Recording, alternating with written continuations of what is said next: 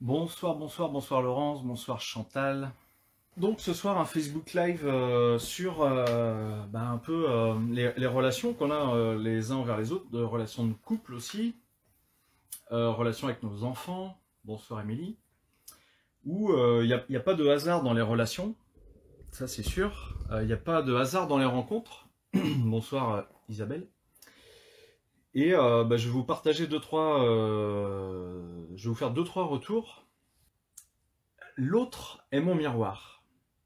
C'est un énorme sujet, mais c'est des prises de conscience. C'est-à-dire que, quelles que soient les personnes que vous côtoyez, eh bien, elles vont vous apporter quelque chose sur le plan personnel. Quelque part, elles sont là pour vous faire avancer, elles sont là pour vous faire expérimenter certaines choses, mais des fois à vos dépens. C'est-à-dire que vous n'avez rien demandé, et en fait, la personne va venir appuyer pile poil là où, en effet, il y a un truc qui accroche. Ou bien, l'autre peut être aussi mon miroir dans le sens où, eh bien, vous vibrez la même chose, vous avez, je dirais, les mêmes façons de voir les choses, les mêmes envies. Ça, c'est pour faire simple, hein. Ça peut être les mêmes aspirations, professionnelles, sentimentales, amicales, envie de voyage, envie de rester casanier, envie de culture. Mais donc, forcément, vous allez avoir des points en commun. Mais c'est pas forcément ça qui m'intéresse ce soir. C'est pas forcément les points en commun positifs. C'est plus les points en commun qui sont là où la personne va venir inconsciemment, va venir vous sortir de votre zone de confort, va vous pousser une fois de temps en temps à sortir de vos limites. Comment ça se passe? Eh bien, en fait, il n'y a pas de hasard dans les rencontres. Si je prends par exemple un couple, homme-femme, eh bien, pourquoi est-ce que ces deux personnes vont avoir des sentiments l'une pour l'autre? Pourquoi est-ce que ces deux personnes vont avoir envie de partager du temps ensemble et de vivre ensemble? Qu'est-ce qui va créer cette émulsion? Eh bien, c'est un ensemble de ces effets miroirs qui vont s'exprimer dans la relation. C'est-à-dire que je vais sortir de l'aspect physique, de l'aspect intellectuel et tout ça. Évidemment, quand on entame une relation avec une personne, si elle nous déplaît à 100% physiquement, il y a de fortes probabilités pour que ça aboutisse à quelque chose. On est d'accord. Si la personne, il y a un trop gros écart d'âge, bah là ça va être la même chose. Il y a de fortes, je ne dis pas que ça peut pas se faire, hein, mais il y a de fortes probabilités pour qu'il n'y ait pas de relation amoureuse, en tout cas qui existe. Mais par contre, si déjà au niveau de physiquement, intellectuellement, et puis au niveau de l'écart d'âge, il peut y avoir une concordance, et donc il peut y avoir, je dirais, je vais employer les termes qui sont employés dans les bronzés, c'est il peut y avoir une ouverture, et est-ce que je vais conclure? Évidemment, il y a des paramètres qui doivent être là. Mais je vais aller au-delà de tout ça. C'est-à-dire, je vais partir du principe que, ok, le couple est formé, les deux personnes sont là. Eh bien, vous pouvez être sûr que si vous avez, on va reprendre les 5 blessures de Lise Bourbeau, hein, pour faire simple, blessure d'injustice, blessure d'abandon, blessure d'humiliation, blessure de rejet, etc. Puis d'autres blessures, blessure d'exclusion, blessure de non-amour, des blessures existentielles. Eh bien, même si la personne, elle, n'a pas les mêmes blessures que vous, ou en tout cas des degrés complètement différents, ouais, eh bien, comme par hasard, vous pouvez quasiment être sûr qu'à un moment ou un autre, dans la relation, cette personne va venir appuyer là où vous avez une blessure qui n'est pas cicatrisée. C'est-à-dire qu'elle va venir mettre le doigt là où ça peut vous faire mal, mais de manière tout à fait inconsciente. Eh bien, parce que justement, vous vibrez quelque part dans cette relation, vous vibrez avec la personne, toutes les deux personnes. Si elles sont ensemble, c'est que quelque part, il y a une certaine cohérence entre qui elles sont. Mais là où c'est très puissant, c'est que cette cohérence-là, eh bien, va entraîner un jeu de « je vais venir chercher dans tes petits points faibles, dans tes axes d'amélioration, je vais te mettre à l'épreuve. » Et ceci complètement inconsciemment.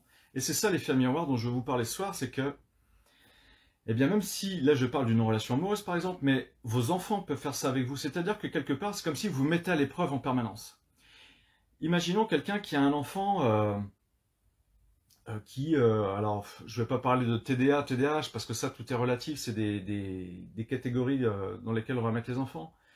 Mais imaginons que vous avez des enfants en fait qui vous mettent à l'épreuve dans le sens où ils vont venir chercher en vous si vous souffrez d'une dévalorisation, d'un manque d'estime de vous par exemple. Un parent qui manque d'estime de soi, eh ben vous pouvez être sûr et certain que même les enfants vont venir appuyer là où la personne a ses souffrances, là où la personne a ses blessures, de manière à ce qu'elle aille se remettre en cause un maman, un papa, qui c'est le plus fort, qui est-ce qui vaut mieux que, à quel moment est-ce que la personne, l'adulte, en fait, va devoir être confronté à lui-même avec ses propres blessures, et ça, l'enfant peut faire écho là-dessus, tout comme peut le faire le conjoint, le partenaire, et même les personnes que vous allez rencontrer. Voilà, Simba qui nous met oui avec les enfants, il n'y a pas photo. Donc en fait, il y a une expression qui dit mon plus grand bourreau est certainement mon plus grand maître. Dans le sens où la personne qui va vous faire souffrir le plus, alors ça peut être dur hein, ce que je vais vous dire ce soir, hein, surtout s'il y a des personnes qui ont vraiment souffert pendant des années avec une autre personne, mais c'est parce que cette personne vient chercher en vous vos failles. Elle vient chercher en vous des sujets, des domaines sur lesquels vous devez travailler. Et donc, plutôt que de le voir en mode victime, c'est de vous dire, ok, qu'est-ce que la personne vient chercher en moi? Qu'est-ce que cette relation vient chercher en moi? Pourquoi est-ce que je souffre autant? Pourquoi est-ce que ça me met en stress? Pourquoi est-ce que ça me met triste? Pourquoi est-ce que ça me rend triste? Pourquoi est-ce que ça va me mettre en colère? Qu'est-ce que ça vient chercher en moi? Derrière toute colère, il y a forcément un stress. Et ça, c'est intéressant de le savoir, c'est que même si une personne arrive à vous mettre en colère, quel est le stress qu'elle vient réveiller en vous, ce stress inconscient? Et à ce moment-là, il y a un moment, eh bien, vous pouvez faire un mea culpa avec la personne qui vous a fait le plus souffrir. C'est en quoi est-ce qu'elle vous a mis à l'épreuve? Qu'est-ce que cette expérience vous aura apporté avec cette personne? Imaginons, vous vivez une expérience avec une personne, une expérience professionnelle, et puis en fait, vous êtes mis à votre compte avec cette personne, et puis elle vous a fait perdre énormément d'argent. Et puis vous vous séparez, voilà, vous engueulez, bref, vous arrêtez l'activité. Et puis ce que vous allez retenir, c'est qu'en fait, cette personne-là, c'était un panier percé, quoi. C'est-à-dire qu'elle était incapable de mettre de l'argent de côté au sein de la société. Il fallait obligatoirement qu'elle investisse. Elle avait toujours de bonnes excuses, de bonnes raisons d'investir. Mais en fait, ce qui se passait, c'est que le résultat final, c'est que les bilans étaient négatifs. Et en fait, la société, vous avez été obligé de déposer le bilan. Qui est responsable de ça? Est-ce que c'est l'autre? Est-ce que c'est vous? Ou est-ce que ce sont les deux? Et c'est là où c'est intéressant, c'est que faire l'effort intellectuel de se remettre en cause, eh bien, ça permet d'évoluer dans la vie. Pourquoi est-ce que, quelque part, est-ce que déjà ce projet vous tenait... Je reprends toujours cet exemple de deux personnes qui se mettent à leur compte et qui créent elles-mêmes leur boîte, elles sont associées. Pourquoi est-ce que la société a capoté? Pourquoi est-ce que la société n'a pas avoir une activité plus pérenne, sachant qu'à la limite, peut-être que vous aviez plein de concurrents à l'époque, et puis eux, ils sont toujours là sur le marché, mais vous, ça n'a pas fonctionné en fait. Eh bien, c'est de pouvoir reconnaître ces parts de responsabilité, parce que peut-être que si à un moment vous aviez pu baliser, si vous aviez pu mettre vos limites, si vous aviez pu, je dirais, plus vous faire respecter, parce que vous seriez donné plus de valeur à vous-même, eh bien à ce moment-là, en mettant les limites, eh bien vous auriez aussi invité l'autre personne à se remettre en question, à se remettre en cause, et à ce moment-là, eh bien l'activité aurait pu peut-être être plus pérenne. Alors c'est pour ça que là aussi, pour les gens qui se mettent à leur compte, même si c'est à plusieurs, je pense que c'est super intéressant de se faire accompagner dans la mise en place de l'activité, de manière à pouvoir justement pérenniser, à pouvoir muscler, je dirais, vraiment les fondamentaux, les fondements de la création de l'entreprise. Eh bien parce que évidemment, quand on se met à son compte, il y a des hauts, il y a des bas, comme pour que ce soit une activité professionnelle ou même dans la vie perso. Mais là, quand on tape dans la vie, dans l'activité professionnelle, il y a plutôt ce rapport à l'argent qui est là. Et de même que par rapport à l'activité professionnelle, évidemment, c'est si l'activité a échoué, quel est votre rapport à l'argent? Quelle valeur vous donnez à l'argent? Est-ce que vous travaillez, je dirais, c'est plus en étant des bons samaritains, des bons petits Saint-Bernard, en vous disant, moi je n'ai pas besoin de me faire payer beaucoup, ce qui m'importe le plus, c'est ce que je vais apporter aux autres. Peut-être, mais si mathématiquement, si on fait les calculs, vous bossez 50 heures par semaine, et puis vous dégagez un SMIC, si pour vous ça paraît juste, eh bien quelque part, si vous en parlez à quelqu'un, il va vous dire, non, là il y a un trop gros déséquilibre, toutes les notions d'équilibre. Et donc c'est que peut-être que quelque part, la personne a un gros problème avec l'argent d'une part, mais c'est surtout qu'elle ne se donne pas suffisamment de valeur. Et c'est donc là où ça vient chercher, l'expérience elle-même vient chercher la personne dans, j'appelle ça des failles, c'est un terme qui est un peu exagéré, mais ça vient chercher la personne en fait dans quel domaine elle a à travailler, dans quel domaine elle doit s'améliorer, tout simplement, parce que si ça lui arrive une fois, si elle ne fait pas l'effort intellectuel de se remettre en cause et d'aller chercher pourquoi est-ce qu'elle a agi comme ça, pourquoi est-ce qu'elle ne s'est pas respectée, vous pouvez être sûr et certain que ça va se reproduire la prochaine fois. C'est obligé, puisqu'elle n'aura pas fait de travail sur elle. Je reviens par exemple, je rebondis sur, admettons, des personnes qui sont en couple, et puis ils se séparent pour une raison X ou Y. Ça pouvait faire quelques mois qu'ils étaient Corentine qui est en retard. C'est hyper grave, Corentine. Tu pourras revoir en replay, hein, si ça te plaît la soirée, il n'y a pas de problème. Donc je reprends. Imaginons un couple se sépare. Ça faisait plusieurs années, ça faisait plusieurs mois qu'ils étaient ensemble. Et puis forcément, hein, comme vous le savez, il y a différentes étapes dans le deuil par rapport à une séparation, par rapport à une séparation, que ce soit une séparation, quel que soit le deuil en fait qu'il y a à faire. Mais donc les deux protagonistes ont différentes étapes à traverser pour faire le deuil de la relation. Et puis la vie fait que ils se remettent ensemble. Alors ça peut être qu'ils se remettent ensemble au bout d'une semaine, ils se remettent ensemble au bout de 6 mois, au bout d'un an, au bout de 2 ans. Mais imaginons que sur ces deux personnes, il y a une personne qui s'est dit « Ok, moi je ne veux plus revivre la même chose, je ne veux plus souffrir, je vais faire un travail sur moi pour aller chercher pour qui, pourquoi, comment, j'ai vécu ci, j'ai vécu ça avec telle personne. Est-ce que je dois vivre ça comme un échec? Ou au contraire, est-ce que je dois saisir l'opportunité de me dire « non, ok, là ça n'a pas marché, je pense avoir fait de mon mieux pour que ça ait fonctionné, mais ça n'a pas fonctionné. » Eh bien, il y a forcément des choses en moi qui débloquent, quoi. Et c'est un terme fort aussi, hein, mais bon, c'est sur peu de vocabulaire assez simple.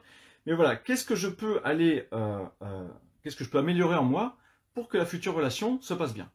Voilà, imaginons, il y a une personne qui fait cet effort-là, donc elle va aller voir des gens comme moi, elle va aller voir des gens, elle peut aller voir un psychothérapeute, bref, elle va aller voir des gens qui vont justement l'accompagner pour aller chercher qu'est-ce qui a fait que cette relation-là a échoué, et peut-être qu'elle a déjà eu d'autres relations avant qui ont aussi échoué. Il n'y a pas de jugement là-dedans, hein. C'est la vie, je veux dire, on n'est pas censé se marier à 20 ans et décéder à 100 ans et avoir vécu 80 ans avec la même personne. Ça, c'est des vieux schémas et je pense que c'est très difficile à tenir aujourd'hui. Et est-ce que c'est ce qu'il y aura de mieux pour la personne? Eh ben, j'en sais rien. Donc, il n'y a pas de jugement. Mais donc, imaginons, ces deux personnes se remettent ensemble et l'autre, eh ben non. L'autre, en fait, il a vécu son deuil, l'autre personne, mais à aucun moment il s'est remis en cause. Il s'est plutôt dit, c'est moi la victime, la relation ne me plaisait plus, ou l'autre personne s'est séparée, je suis victime, je n'ai pas à me remettre en cause, c'est moi qui souffre, et donc, moi je suis une personne intègre et je n'ai pas ce sentiment de devoir faire un travail sur moi. Vous pouvez quasiment être sûr que la relation risque très rapidement d'échouer. Tout simplement parce qu'il y a une personne qui aura changé, qui aura évolué, que ce soit dans son énergie à elle. Elle aura fait des prises de conscience, elle aura compris pourquoi est-ce que la relation n'aura pas pu continuer. Mais l'autre personne, là, elle, en fait, elle reprend la relation avec les mêmes fondamentaux, avec les mêmes bases. Elle n'a pas spécialement cherché à évoluer. Elle aura forcément évolué, hein, on est d'accord. Mais peut-être pas à la hauteur pour permettre à la relation d'être pérenne et du coup de reprendre une relation et que cette relation soit une belle relation. Et à mon avis, et j'en suis témoin, à court terme, ça risque de recapoter et il risque de se reséparer avec tous les ressentiments qu'il y aura avec. Parce que l'autre fait miroir, mais dans ce sens où, là, quand il y a une reprise de relation, eh bien, il y en a un qui a beaucoup moins de blessures que l'autre, mais l'autre, il les a toujours. Et c'est pas pour ça que l'autre ne va pas appuyer dessus. Mais donc, s'il n'y a pas eu de travail personnel de fait, vous pouvez être tranquille. Je déplie mes jambes. Je suis 1m92, donc quand je déplie, ça se fait faut que je le fasse en douceur. J'étais en position de tailleur. Mais donc, c'est obligé qu'à ce moment-là, ça va venir encore chercher chez l'autre ce qu'il n'a pas résolu comme problème inconscient chez lui. Et c'est pour ça qu'il se met en position de victime à la limite et qu'il se dit, après, ça peut être un petit ego personnel, un petit orgueil qui est à l'intérieur de lui, qui se dit, bah en fait, non, non, mais moi je suis parfait, ce n'est pas moi qui ai merdé dans la relation, c'est l'autre, et donc je n'ai pas à faire de travail sur moi. Donc là où je rebondis, c'est que, imaginons en effet, je reprends toujours cette relation, les deux personnes se séparent, mais les deux font un travail sur elles, et du coup elles se rendent compte qu'elles avaient chacune leur part de responsabilité dans le fait que la relation puisse aller bien, mais aussi elles ont chacune leur part de responsabilité dans le sens où la relation n'est pas allée bien à l'instant T. Et là, du coup, c'est une certaine acquisition d'humilité, c'est-à-dire que, ben oui, je ne suis pas plus fort ou je ne suis pas au-dessus de l'autre, j'ai ma part de responsabilité, et donc, s'il y a toujours des sentiments pour l'autre personne, eh bien peut-être que là, la relation peut reprendre, et à ce moment-là, en se disant, ben oui, on a des sentiments l'un pour l'autre, on sait qu'on a vécu un certain temps l'un avec l'autre, avec des hauts et des bas, est-ce qu'on peut faire en sorte qu'aujourd'hui, avant que les bas descendent trop bas, eh bien en fait, on puisse rééquilibrer, reprendre le contrôle de la relation avant que ça aille trop bas, de manière à ce qu'on puisse avoir une relation qui soit pérenne et qui puisse perdurer.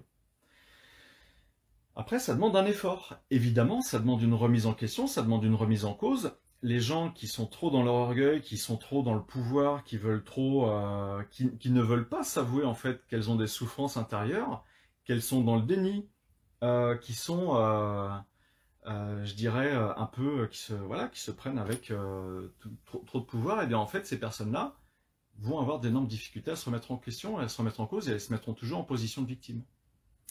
Donc ça demande un effort, et puis je crois que j'ai partagé un truc sur Facebook aujourd'hui sur ma page perso Grégory Pelletier, c'est un petit colibri.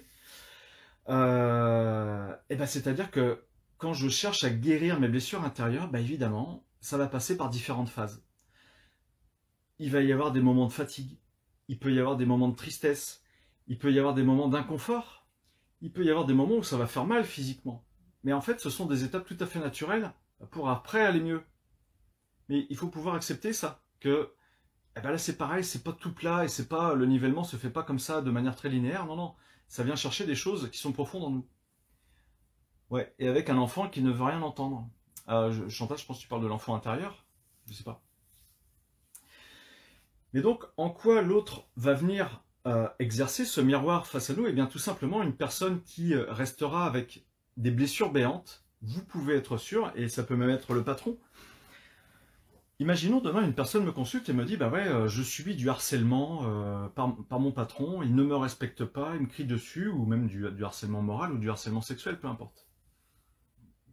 Et il n'y a que la personne par mon patron, il ne me respecte pas, il me crie dessus, ou même du harcèlement moral ou du harcèlement sexuel, peu importe. Et il n'y a que la personne parmi tous les collègues qui subit ça. Qu'est-ce que ça vient chercher en elle? C'est ça qui est intéressant, c'est certainement une personne qui a des difficultés à pouvoir dire non, souvent, à pouvoir en fait tout simplement se faire respecter. Et donc ça vient chercher quelque chose profondément en elle. C'est-à-dire que si elle bascule en se libérant de certaines mémoires, donc ça peut être les mémoires, alors je peux vous en citer, mais ça peut être des blessures de dévalorisation venant des ancêtres. Ou peut-être, là je parle plus de femmes, hein, évidemment, ça peut être des femmes en fait qui, dans les différentes couches de la généalogie, n'ont jamais réussi à trouver réellement leur place. Ont peut-être très souvent été soumises à l'homme, par exemple. Et donc la personne ici, de son vivant, elle est en loyauté avec ses ancêtres. Et bien tant qu'elle restera en loyauté avec ses ancêtres, en effet, elle va, quelque part, perpétuer ce scénario, ce schéma, parce que dans le clan, c'est normal qu'une femme ne puisse pas trouver sa place. Donc ce sont des vieux schémas, mais qui se sont mis en place peut-être pendant des dizaines, des centaines d'années, et aujourd'hui, on peut très bien dire « Stop, c'est fini !» Moi, maintenant, aujourd'hui, je suis une femme, je me fais respecter par les femmes, je me fais respecter par les hommes, évidemment, je me respecte moi-même. On se libère de ces loyautés, et puis ça peut marcher comme ça. Là, juste avant de faire mon live, j'étais avec une personne, on faisait une séance, et si vous voulez, elle m'a parlé d'une problématique physique, un problème de santé. Et ce qui est génial, c'est que on travaille sur son problème de santé, mais en fait, c'est beaucoup plus large que ça. On est allé chercher dans du transgénérationnel, on est allé chercher des loyautés envers des défunts, et toujours des connexions avec ce qu'on appelle du karmique des vies antérieures. C'est juste énorme.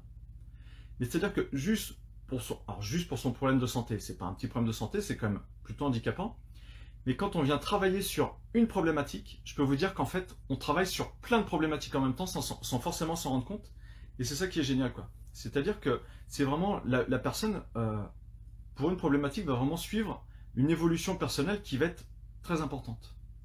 C'est ce que je vis tous les jours avec les personnes qui me consultent. Si je reprends en quoi l'autre est mon miroir, bah, en fait, si demain vous vous mettez devant une glace, et quelque part, bah, vous pouvez dire, bah, mon côté gauche se situe à droite, et mon côté droit se situe à gauche. C'est-à-dire que si on superposait les deux images, eh bien en fait, si c'était un négatif comme un négatif d'appareil photo, eh bien en fait, ça viendrait s'annuler.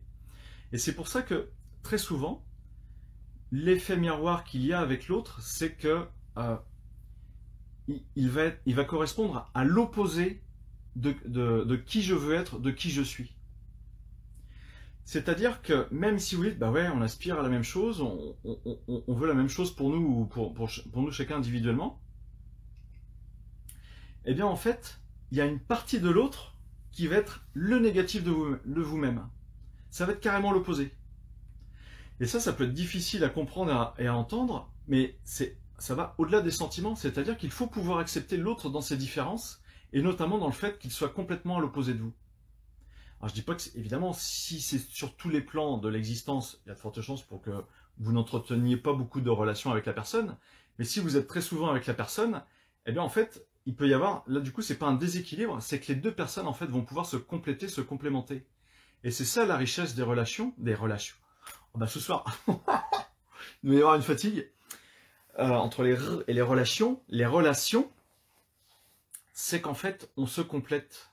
Ce n'est pas parce que on n'est pas sur la même longueur d'onde sur tous les sujets de notre vie qu'on ne peut pas s'apporter et se compléter. Et là, une fois de plus, c'est soit on est dans une certaine humilité et on accepte ça, on se dit, bah moi je ne suis pas parfait, l'autre n'est pas parfait, par contre, dans ces domaines-là, il peut m'apporter, tout comme moi je peux lui apporter dans tel et tel domaine, bah parce que tout simplement, on va se compléter. Après, dans une certaine juste mesure, évidemment. Mais cet effet miroir, c'est aussi ça, ce n'est pas que forcément la personne qui vibre la même onde que vous, ce n'est pas forcément la personne qui va venir appuyer là où ça vous fait mal. L'effet miroir, c'est aussi, c'est vraiment ces opposés qui se croisent, où vous pouvez vous compléter les uns avec les autres. Donc c'est toute la richesse des relations qu'il peut y avoir entre différentes personnes. Alors si je reprends par exemple l'exemple d'une personne qui est harcelée par son patron.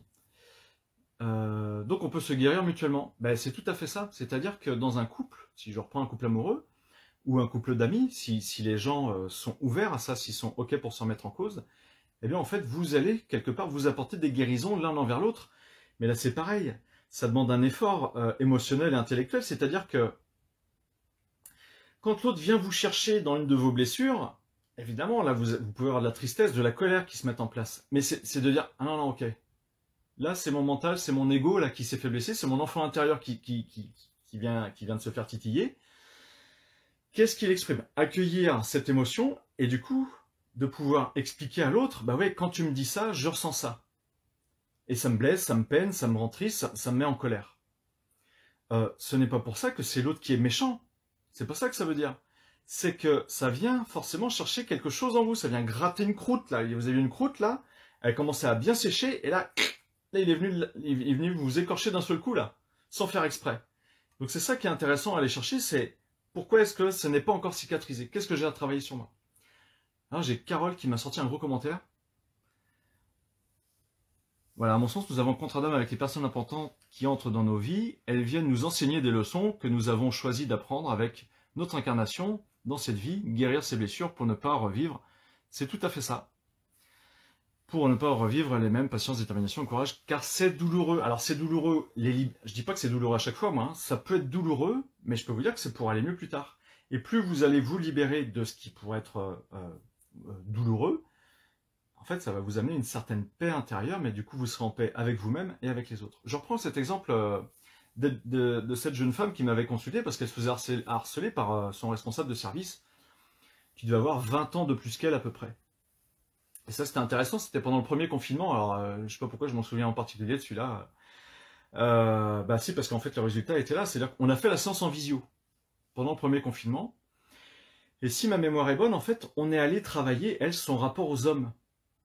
Parce qu'elle avait un rapport aux hommes qui était erroné, ou quelque part, bah, je me souviens plus exactement, mais elle était effacée par rapport aux hommes. Quelque part, elle se sentait peut-être soumise, elle se sentait trop influençable par les hommes. Donc il y avait un sacré déséquilibre. On a recréé l'équilibre. Okay, on recrée l'équilibre, on remet de la paix dans tout ça. Et ce qui se passe, c'est que quelque part, cet homme était un peu pervers quand même, parce qu'il n'était pas comme ça avec elle. Quelque part, c'était un peu le coq dans sa basse-cour, parce qu'il était entouré de femmes dans le job où il était. Et du coup, lui, je l'ai canalisé. Lui, il avait un problème par rapport aux femmes, c'est-à-dire qu'il avait une maman, une mère qui était très autoritaire sur lui. Il avait d'énormes dévalorisations, blessures par rapport à la femme d'une manière générale à cause de sa mère, je dirais. Et donc, du coup, il exprimait l'opposé, c'est-à-dire qu'il cherchait à dominer les femmes avec qui il était. Et au-delà de la domination, je dirais que ça allait même dans le sens où il y avait une sorte de... Les femmes doivent m'être soumises. Alors que lui, il avait été soumis par une femme dans son enfance. Hein, paradoxalement, c'est vraiment l'inverse qui s'exprime. Et donc, on a fait un travail sur lui. Voilà. Et elle m'a dit, bah oui, quand elle a repris le boulot après le confinement, en présentiel, elle m'a dit, bah oui, il y a beaucoup plus de paix, je sens que elle-même, elle était beaucoup plus en paix par rapport à lui, et lui, du coup, jouait beaucoup moins le coq dans la basse-cour par rapport aux femmes. Donc, on a rétabli l'équilibre pour que, d'une manière générale, ça se passe beaucoup mieux. Alors, je vais rebondir sur... c'est plus facile en amitié qu'en amour. Ça dépend de l'ouverture des personnes. Ça dépend vraiment de l'ouverture d'esprit des personnes, de la conscience qu'elles ont d'elles-mêmes, de l'humilité qu'elles peuvent avoir, et du souhait qu'elles peuvent faire d'aller mieux. Parce que c'est ça aussi, une personne qui se dit, bah moi je suis triste, je suis pas bien dans ma vie, je suis pas bien dans ma peau, et quelque part je veux pas changer, bah là c'est sûr que c'est très compliqué. Et par contre une personne qui se dit, bah non, ok, je vais essayer d'avancer, je vais faire en sorte d'aller mieux, et bah pour en fait accéder à un certain bonheur, à être heureux, et ben là ok, là ça peut se faire, sachant qu'il y a tout un tas de blocages inconscients qui peuvent empêcher une personne d'être dans cette démarche-là.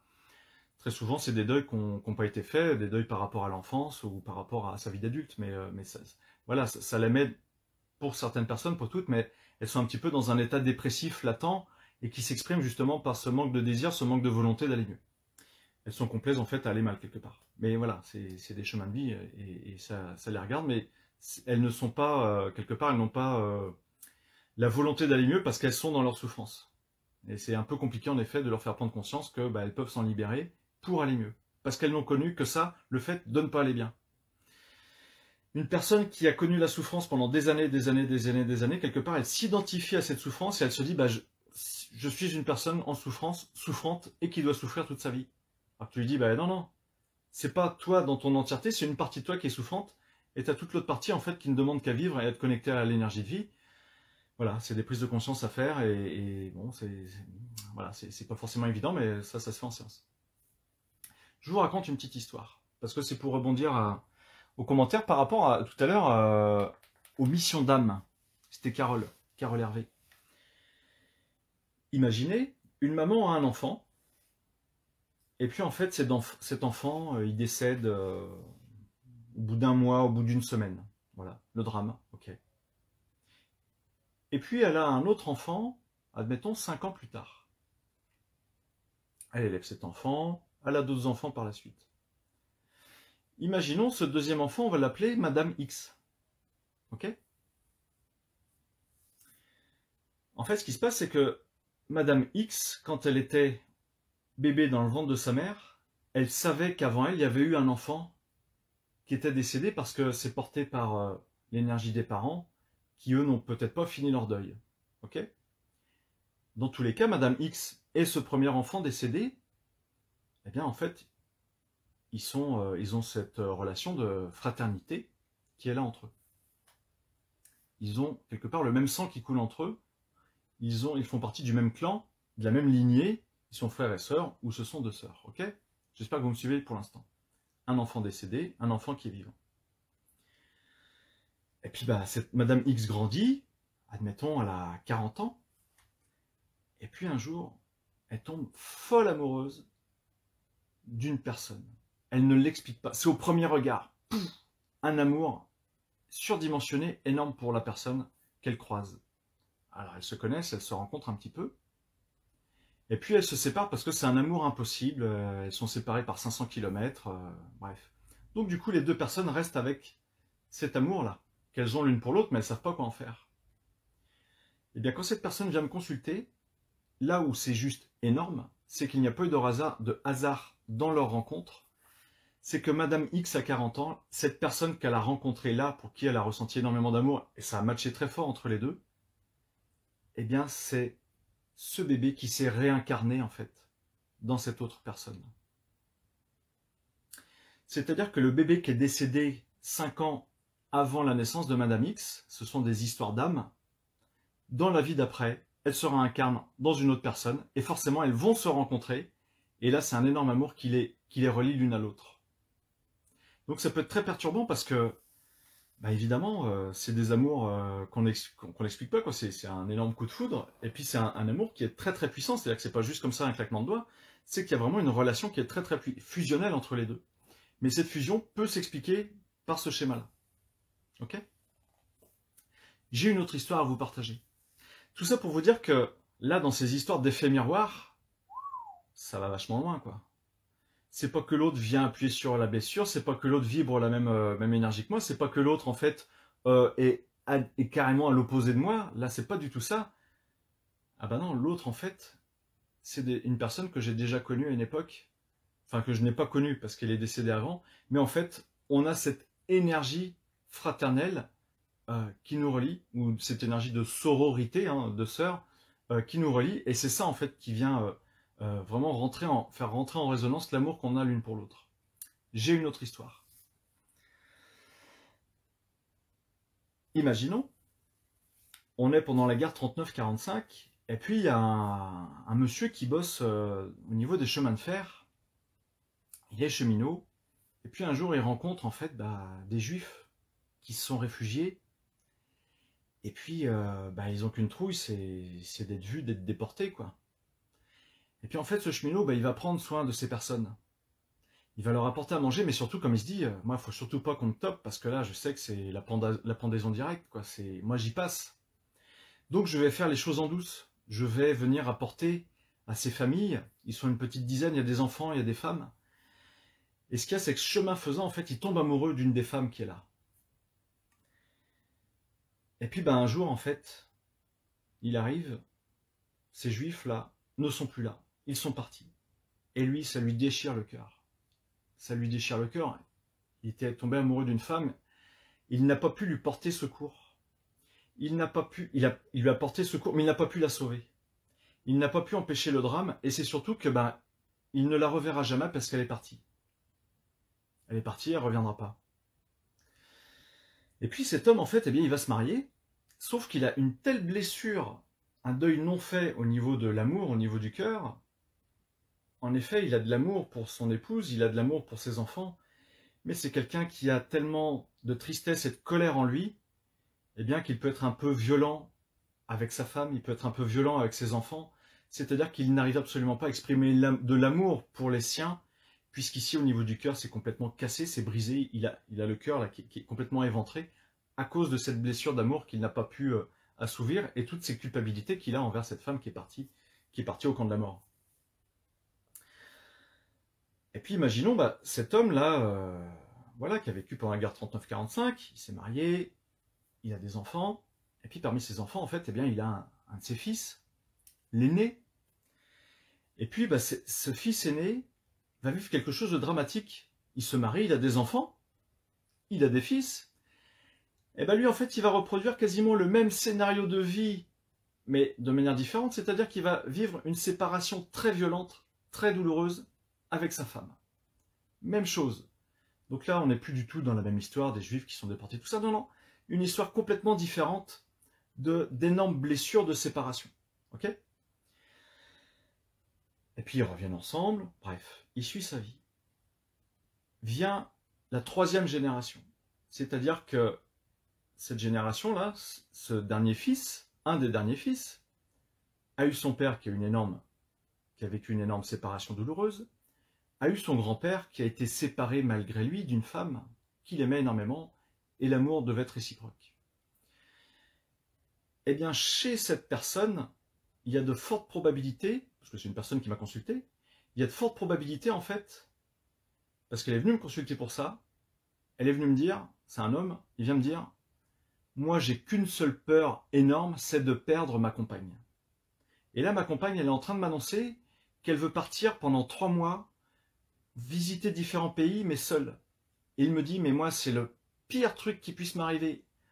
On est amoureux, on s'entend bien, on a des enfants, la vie est belle, mais pour moi, c'est complètement insupportable. Ça me met dans un stress énorme.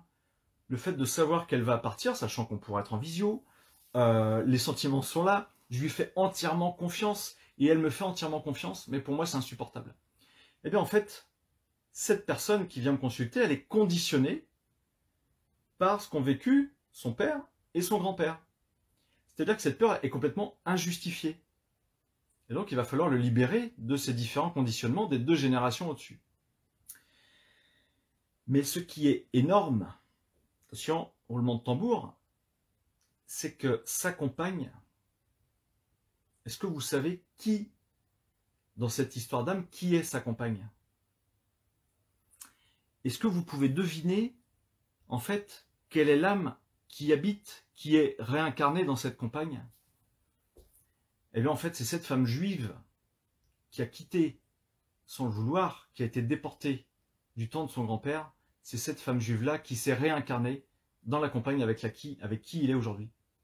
C'est juste énorme. Donc là, l'effet miroir, je peux vous dire que c'est pas juste un petit effet miroir, c'est que ça vient directement chercher dans du transgénérationnel, d'amour qui n'ont pas pu être, voilà, la femme du grand-père, mais d'amour qui n'ont pas pu être assouvis, et quelque part, eh bien, c'est plusieurs générations plus tard où on vient corriger le tir d'amour impossible. Et forcément, ça vient chercher chez cet homme la même blessure qu'ont pu vivre les 2 générations au-dessus, et c'est surtout que cette femme, eh bien, quelque part, elle porte aussi l'énergie de cette vie antérieure qu'elle a, forcément. Et peut-être que pour elle, d'aller voyager, d'aller partir, eh bien, c'est de pouvoir, en fait, c'est elle qui décide d'aller où elle va, c'est elle qui décide de vivre libre. Puisqu'en fait, elle a été privée de sa liberté, on l'a forcée à rentrer dans un train et à partir vers un camp de la mort.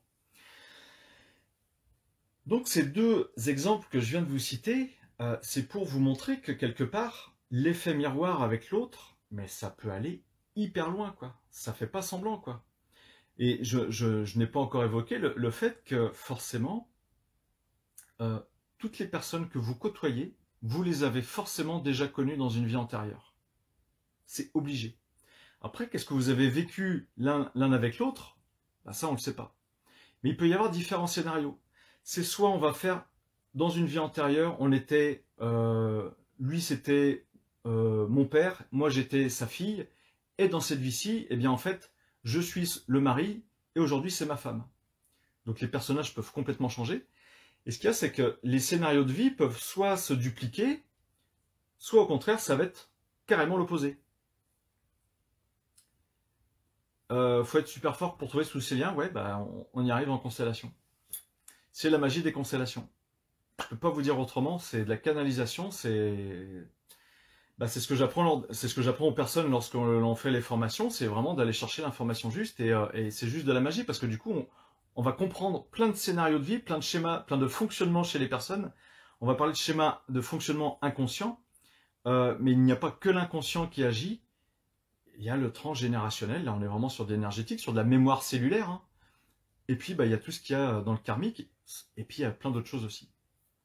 Mais donc, ce qui est intéressant, c'est que quand on va chercher dans des relations karmiques, eh bien en fait on va pouvoir expliquer pourquoi dans cette vie-ci, les 2 personnes, elles vont avoir du mal à s'entendre. Ou alors il y a un très grand amour, mais on ne sait pas pourquoi, elles n'arrivent jamais à se mettre d'accord sur tel et tel sujet, même par rapport à avoir des enfants. Ça peut être vraiment des scénarios complètement divers et variés. Et comme le scénario dont je viens de vous citer, c'est incapacité, énorme stress par rapport au fait que le conjoint souhaite partir pendant plusieurs semaines. Donc, l'effet miroir, si je continue sur le karmique, eh bien, forcément, là, là, je dirais que c'est même plus un effet miroir, c'est vous avez en face de vous une personne avec qui vous avez déjà vécu, peut-être même pendant des centaines d'années, parce que vous n'avez pas vécu qu'une seule fois avec cette personne, vous avez peut-être vécu plusieurs vies avec la même personne. Mais donc, quand vous vous retrouvez aujourd'hui face à cette personne, eh bien, et qu'on est OK, évidemment, hein, avec le karma, hein, ça après, je ne veux pas vous forcer à y croire, vous pouvez lire du Stéphane Alix, qui est un ancien grand reporter, et il va vous expliquer plein de choses sur tout ce qui est mémoire karmique. Il fait ça avec, il a un excellent bouquin que j'ai dans ma bibliothèque, mais là je ne le vois pas. Mais il est là. Et puis vous avez aussi le professeur Charbonnier qui fait sa technique d'hypnose où on va rentrer dans un état modifié de conscience pour aller chercher différentes mémoires chez les défunts, mais aussi dans d'autres vies. Vous avez des techniques d'hypnose qui vous permettent de revivre votre naissance, mais vous avez des techniques d'hypnose qui vous permettent aussi d'aller voir qui vous étiez, ce que vous avez fait dans d'autres vies. Tout ça, ça s'invente pas. Alors après, on va me dire, bah ouais, mais c'est pas prouvé scientifiquement. Bah non, on n'est plus dans le scientifique, on n'est plus à faire des équations. Par contre, on est dans le pragmatique, je dirais, puisque lorsqu'une personne va se libérer de conditionnement en rapport avec des mémoires de vie antérieure, ça va lui changer la vie. Automatiquement. Et ça, c'est l'expérience qui le prouve. Ce ne sont pas des théories mathématiciennes, c'est pas la science qui peut le prouver, c'est l'expérience qui le prouve. Maintenant, peut-être qu'un jour la science pourra le prouver, mais évidemment, on est dans l'impalpable. On n'est plus dans la matière, là. On est dans du quantique. Et donc, après, je vous laisse regarder. Moi, je ne pourrais pas vous expliquer le quantique parce que je pense que c'est destiné à des experts du quantique. Moi, je peux juste vous dire que tout est quantique et à différents plans. C'est-à-dire que le quantique, c'est on est vibration, on est information, on est énergie, et il n'y a pas de notion de temps ni d'espace. Et c'est pour ça que quand on va chercher une information sur une vie antérieure, il n'y a pas cette notion de temps. Peut-être que cette vie antérieure, c'était il y a 300 ans, c'était deux gamins, ils vivaient ensemble, et aujourd'hui, vous êtes mari et femme, ou ce sont deux frangins. Et admettons que vous avez deux enfants qui ne s'entendent absolument pas, vous dites, mais comment que ça se fait que ma fille, elle se prend toujours la tête avec son frangin, pourquoi est-ce qu'ils sont chien et chat tous les deux en permanence? Eh bien, on va aller chercher dans du karmique. Si ça se trouve, dans une vie antérieure, ils se sont pourris la vie comme c'était pas permis, ou c'était deux chevaliers qui se tapaient dessus, eh ben, dans cette vie-ci, ils reproduisent à peu près le même schéma, mais sous une autre forme. Et ça, ils peuvent pas le contrôler, ils peuvent pas le maîtriser, ça leur appartient sans leur appartenir. En fait, c'est l'influence de cette vie karmique, c'est la vibration de la vie karmique qui vient les conditionner et leur faire vivre ça dans cette vie-ci. Mais c'est passionnant, hein. C'est juste passionnant ce qu'on fait. Ce qu'on fait en séance, évidemment, et ce qu'on fait aussi lors des journées constellation de groupe, quoi. Faut le vivre. Je pense qu'il y en a plusieurs parmi vous qui ont déjà participé à des constellations familiales en groupe. Moi, aujourd'hui, je les organise uniquement pour permettre aux gens de se connecter à ça, de se connecter à ce monde du vivant, mais qui n'est pas visible, qui n'est pas, c'est pas là. Et pourtant, l'information, elle est là. Tiens, imaginons, là, on va faire les journées par rapport aux naissances. Et puis, imaginons, il y a une personne qui va dire, bah ouais, moi je suis comme ci, comme ça, on va aller voir ce qui concerne ma naissance. Donc du coup, on va demander à deux personnes, eh bien, d'incarner la personne en question quand elle était bébé dans le ventre de sa mère, et puis une personne qui va incarner sa mère. Et puis on va voir quels vont être les échanges les unes avec les autres. Et en fait, ce qui se passe, c'est la magie de la vie qui opère, c'est-à-dire que si la personne se dit, ok, j'incarne bébé dans le ventre de sa mère, automatiquement, tout de suite, elle a des ressentis physiques, corporels, émotionnels, qui ne sont pas les siens, qui sont ceux de bébé quand il était dans le ventre de sa mère. Donc elle peut très bien dire, oh ben alors moi, mais qu'est-ce que je suis bien. Là, je baigne dans le plaisir. Ça peut être ça, hein. Ça se trouve, bébé, quand il était dans le ventre de sa mère, tout était super bien, c'était cool. Mais du coup, la personne, ça veut bien dire que c'est pas son énergie à l'instant T. Non, non. Elle arrive à se connecter à l'énergie de bébé dans le ventre de sa mère. Et puis, imaginons la personne qui va incarner la maman. Eh bien, la personne va dire, ah ben ouais, mais je sens une gêne. Ah, mais c'est dans la gorge.